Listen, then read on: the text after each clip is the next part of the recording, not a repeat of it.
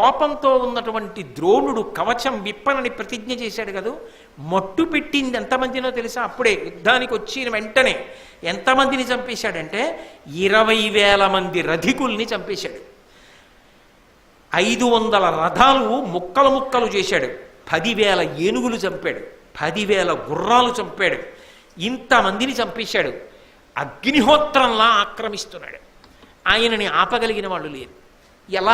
ఎవరు ఆపగలరు అని ఆలోచన చేస్తున్న సమయంలో శ్రీకృష్ణ భగవానుడు వచ్చి ధర్మరాజు గారితో ఒక మాట చెప్పాడు. అడరి ఈ దివసము అపరాహ్నమునకు ద్రోణుడని చేసినట్లయినా తృంగిపోకయుండ నేర్తురే ఇక్కడి యోధులెవ్వరైనా విను నుతిగాదు సత్యమ్ము సొమ్ము. అపరాహ్నం అంటే మధ్యాహ్నం తర్వాతి కాలం. ఇక ద్రోణుడు ఏదో రోజులు యుద్ధం చెయ్యక్కల్లా.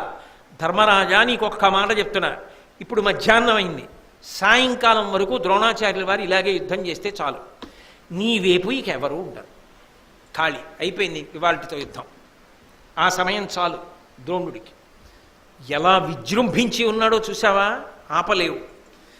ఆయన విడిచిపెట్టేయాలంటే శరీరం అప్రియమైన వార్త చెప్పాలి.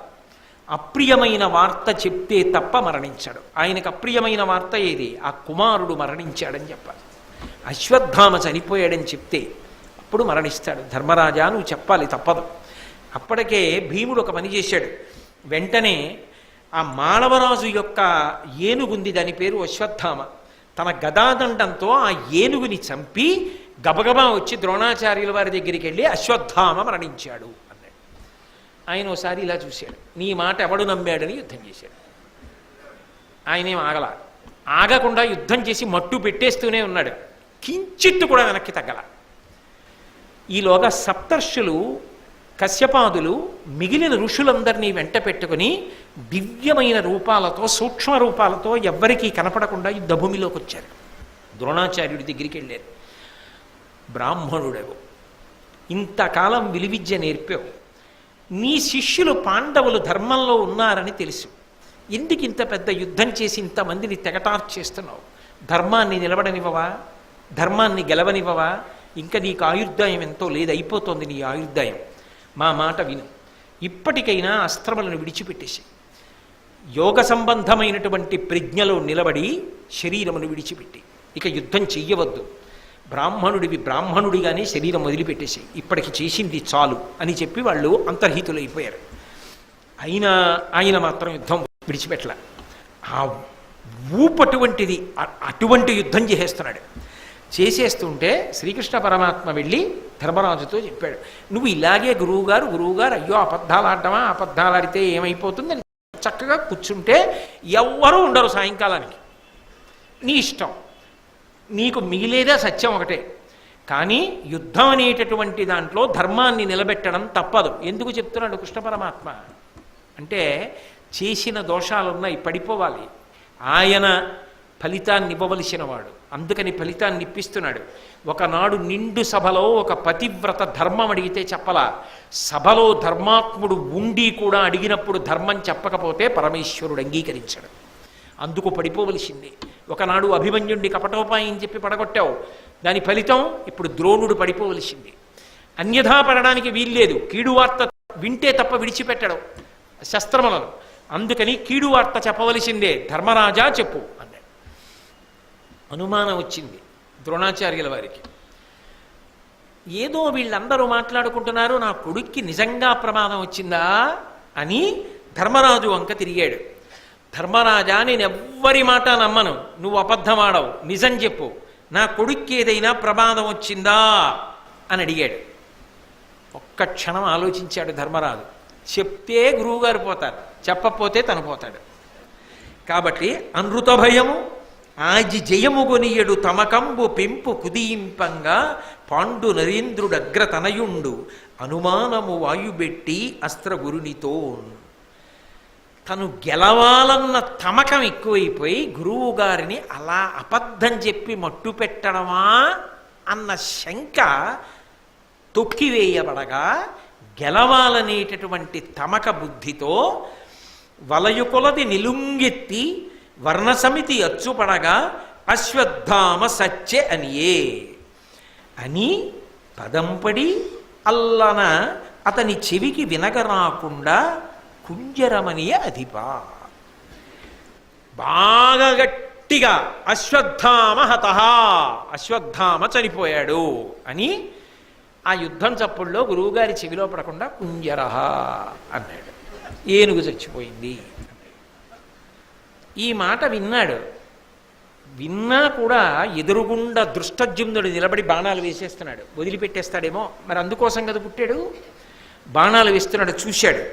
చూసి వీడు నా మీద బాణములు కుప్పించేస్తున్నాడు, వీడేమో అశ్వత్థామ చనిపోయాడు అంటున్నాడని పట్టు తప్పిపోతోంది.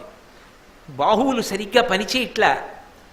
మనసంతా కలత చెంది బరువెక్కిపోయింది. ఏ అస్త్రమంత్రములు జ్ఞాపకానికి రావట్లేదు. నిలబడలేకపోతున్నాడు. ఏదో నిస్సత్తు వచ్చేస్తోంది. ఆ కొడుకు జ్ఞాపకానికి వస్తున్నాడు. మనసంతా కలచి వేస్తోంది. ధర్మరాజు చెప్పాడే, అబద్ధం కాదు కదా అనుకున్నాడు. అయినా దృష్టజ్యుమ్నుడిని విడిచిపెట్టకుండా యుద్ధం చేశాడు.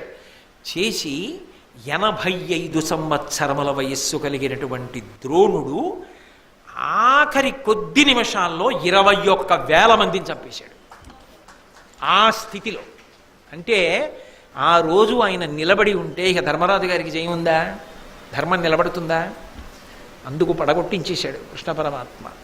ధర్మం నిలబడాలి, చేసిన దోషములు ఉన్నాయి. ఎంత గొప్పవాడైనా శరీరం పడ్డానికి ఏదో నిమిత్తం ఉంటుందిగా, మరి పరమేశ్వరుడు పడగొట్టిస్తున్నాడు. కానీ ఇంత యుద్ధం చేస్తున్నా అప్పటికి మహానుభావుడు 4 రోజులు యుద్ధం చేశాడు. ఒక రాత్రి యుద్ధం చేశాడు. 5వ రోజు 20 గడియలు యుద్ధం చేశాడు. చేసి ఇక కొడుకు అదే పనిగా జ్ఞాపకానికి వచ్చేస్తున్నాడు. ఏమి జ్ఞాపకానికి రావట్లా, చేతులు పట్లు ఇవ్వట్లేదు. ఇక యుద్ధం చేయలేనని తెలిసిపోయి సంగరంబున తన్విసని శాంతి పొందిన చిత్తంబుతో తమ సేన దిక్కు కనుగొని పిలుచ, ఓ కర్ణ, ఓ కృప, ఓ సుయోధన, పోరనన్నొత్తి ఎప్పుడు చెప్పుదు, ఏను నా చేతనైనంతయు చేసితి, ఇంక నిశ్చింత వృత్తి సుగతి జనగోరి తగ ముజ్జగించద బాణాసనంబు బాణములను తెలివిగలిగి మనుండని పలికి శరశరాసనములూడ్చి తీరిపై ననఘమూర్తి ఒప్ప కూర్చుండి సంభృత యోగనిష్టనుంది తేజోమయాత్ముడయ్యుండె నధిపా. చేసిన యుద్ధం చాలు అని సంతోషించి ధనుర్బాణములను పక్కన పారేసి వెనక్కి వెళ్ళి రథంలోకి పద్మాసనం వేసి కూర్చుంటున్నాడు. కూర్చుంటూ ఒక్కసారి పిలిచాడు. ఆ పిలిచినప్పుడు, ఓ కర్ణ, ఓ కృపాచార్య, ఓ దుర్యోధన, యుద్ధం చెయ్యి, యుద్ధం చెయ్యి, యుద్ధం చెయ్యి అని నన్ను పట్టుకుని పొడి చేశారు కదా, నేను చెయ్యగలిగినంత యుద్ధం చేశాను, చంపగలిగినంత మందిని చంపాను, చాలు, ఇక శాంతి పొందాను, ఇక యుద్ధం చెయ్యాలనుకోవట్లేదు, ధనుర్బాణములు విడిచిపెట్టాను, కీడైన మాట విన్నాను అని రథంలో వెనకాతల కూర్చుని పద్మాసనం వేసుకుని ఉత్తర క్షణంలో యోగనిష్టలోకి వెళ్ళిపోయాడు. అసలు ఏమి అదుపండి ఆయనకి. అంత ఉద్వేగంలో ఉన్నవాడు మనసుని నిలబెట్టేశాడు. అంతే నిలబెట్టేసి ఆత్మతో లయం చేసేసి మూలాధార చక్రం దగ్గర నుంచి ప్రాణవాయువులని పైకి పంపించాడు. పంపించి బ్రహ్మరంధ్రాన్ని భేదించి బ్రహ్మలోకంలోకి వెళ్ళిపోయాడు. ఎంత ఒక్క క్షణంలో ఇంత గొప్ప ద్రోణుడు రథం వెనకాతల కూర్చుని యోగనిష్టతో ఆ శరీరాన్ని భేదించుకుని బ్రహ్మలోకానికి వెళ్ళిపోయాడు. వెళ్ళిపోతూ ఉండగా చూసినటువంటి వాళ్ళెవరు అంటే కృష్ణ పరమాత్మ చూశాడు. వెళ్ళిపోతున్నాడు, ద్రోణుని యొక్క తేజస్సు బ్రహ్మలోకానికి వెళ్ళిపోయిందని. అర్జునుడు చూశాడు, ధర్మరాజు చూశాడు, కృపాచార్యుడు చూశాడు, సంజయుడు చూశాడు.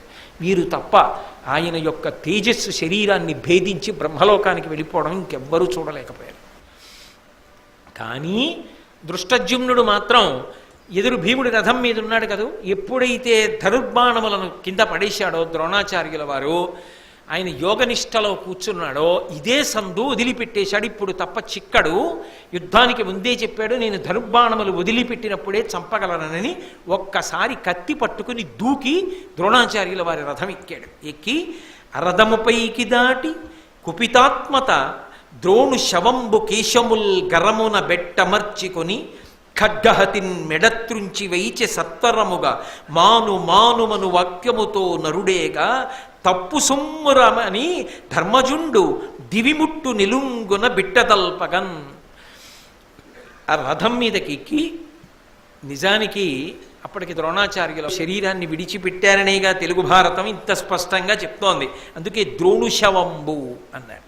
ప్రాణములు లేవు, కానీ ద్రోణుడు ఉన్నాడనుకొని, అంటే ప్రాణం ఉందనుకొని దృష్టజుమ్నుడు ఆయన యొక్క జుట్టు పట్టుకొని ఆ కంఠాన్ని కత్తితో నరికేస్తున్నాడు.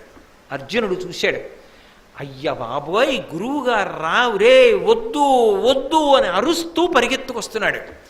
అవతల ధర్మరాజు గురువుగారు గురువుగారు ముట్టుకోకు ముట్టుకోకు అని అరుస్తున్నాడు. ఇంతమంది అరుస్తున్న అవకాశం వచ్చింది, జార విడుచుకోకూడదని చెప్పి కత్తి పెట్టి ఆయన కంఠాన్ని తరిగేశాడు. దృష్టజుమ్నుడు తరిగేసి శిరస్సు తీసి కింద పారేశాడు. అక్కడితో పరమ మహాత్ముడు, అపారమైన ధార్మిక నిష్ట కలిగినవాడు, ఆఖరికి యుద్ధభూమిలోనే వెళ్ళిపోవాలనుకున్నవాడు, కారణజన్ముడైన దృష్టజుమ్నుడు అటు ఉన్నాడు కనుక నా శిష్యులకి దోషం రాకుండా భగవంతుడిచ్చిన వరం కాబట్టి దృష్టజుమ్నుడి చేతిలో తన శరీరాన్ని పడగొట్టుకుంటాననుకున్నవాడు, బ్రతికున్నంత కాలం శిష్యుల్ని పిల్లల కన్నా ఎక్కువగా ప్రేమించినవాడు, ధర్మం కోసం తన శరీరం విడిచిపెట్టడానికి సిద్ధపడినవాడు, భీష్ముడితో పాటు ఉన్నాడు కనుక భీష్ముడితో పాటే యుద్ధం చెయ్యాలని నిర్ణయించుకొని ధర్మం తప్పకుండా చేసినన్నాళ్ళు అంత గొప్ప యుద్ధం చేసినవాడు, తప్పు చేస్తున్నానని తెలిసి కూడా తన పక్షాన్ని రక్షించుకోవడానికి వంచనతో అభిమన్యు కుమారుణ్ణి పడగొట్టడానికి కూడా సిద్ధపడినవాడు, పరశురాముడి అనుగ్రహంతో విలువిద్య నేర్చుకుని కారణజన్ముడై ఈ ప్రపంచంలో ఉన్నటువంటి విలువిద్య సంబంధమైనటువంటి పరిణతి పొందిన వీరులందరినీ తీర్చిదిద్దినవాడు, అంతటి మహోత్కృష్టమైనటువంటి గురుస్వరూపం. అసలు భారత యుద్ధంలో ఇంతమంది అధర్మాత్ములందరూ మట్టు పెట్టబడడానికి కావలసినన్ని అస్త్రములను పాండవులకు కట్టబెట్టినటువంటి వాడు, నిస్వార్థపరుడు, జీవితంలో ఎన్నో కష్టాలు చూసినవాడు, ఉద్ధానపతనములు చూసినవాడు, బ్రతికున్నంతకాలం అందరూ కలిసి ఉండాలని చివరి వరకు తాపత్రయపడినవాడు, తన మాట చెల్లక కళ్ళ ముందు యుద్ధం జరుగుతుంటే కన్నీళ్లతో యుద్ధం చెయ్యడం వినా మార్గం లేక చేసినవాడు, చిట్ట చివరికి ఆ దృష్టజుమ్నుడి చేతిలో తల తరగబడగా ప్రాణములను విడిచిపెట్టి యోగ మార్గంలో ఆఖరి క్షణంలో కూడా ఆ కొడుకు మీద మమకారం, ఆ కీడైన వార్త విన్న తరువాత ఆ ధనస్సుని బాణములను విడిచిపెట్టి తన మరణానికి ఎలా అవకాశం కలుగుతుందో కూడా నిర్భయంగా ధర్మం కోసం చెప్పేసినవాడు, యోగ మార్గంలో శరీరాన్ని భేదించి బ్రహ్మలోకాన్ని చేరిపోయి మహానుభావుడు కారణజన్ముడై మహాభారతాన్ని శాసించి తుదిశ్వాస విడిచిపెట్టాడు. కానీ ద్రోణాచార్యుల వారు ఈ భూమి ఉన్నంతకాలం స్మరింపబడుతూనే ఉంటాడు. ఆయన జీవిత చరిత్ర నుండి మనం ఎన్నో విషయాలు తెలుసుకుంటూ ఉంటాం. అందున గురు శిష్య సంబంధానికి సంబంధించినంత వరకు ద్రోణుడి యొక్క జీవితాన్ని పరిశీలనం చేసినప్పుడు మనకి ఎన్నో విషయాలు అందుతాయి. ఒక శిష్యుడిగా మనం ఎలా బ్రతకాలి, ఎంత గురుభక్తితో ఉండాలి అన్న విషయాలు మనకు అందుతాయి.